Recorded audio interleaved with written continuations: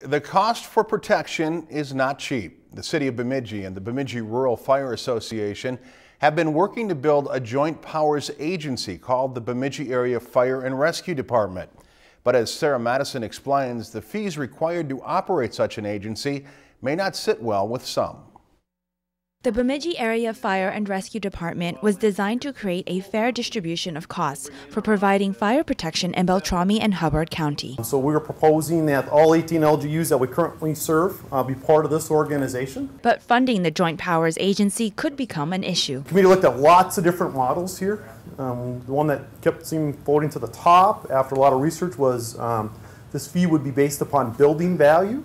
Currently, building owners pay the fire department through property taxes. The city pays for 56% of the fire department's budget. 44% comes from the Bemidji Rural Fire Association. Looking at establishing a fire protection fee for those who benefit from the services, primarily the structures or the building owners within our service area. The fire protection fee would be applied to all buildings, residential and business. The amount would vary depending on the value of the building. Now that would mean the fee would also be applied to tax-exempt buildings. So that's a new concept here. That's a new concept in the state of Minnesota.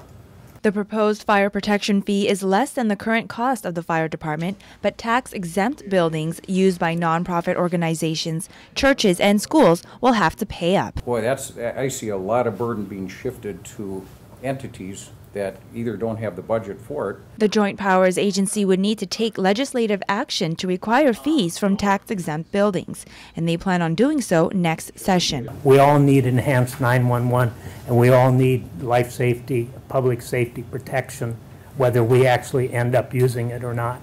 The cost of the fire district could be distributed via property tax collection, direct billing, or any other authorized means. Sarah Madison, Lakeland News. Last year, the Bemidji Fire Department responded to more than 2,000 alarms. In its district, it services about 35,000 people, which some critics say is a large amount compared to the few fire stations there are in the region. If you've enjoyed this segment of Lakeland News, please consider making a tax-deductible contribution to Lakeland Public Television.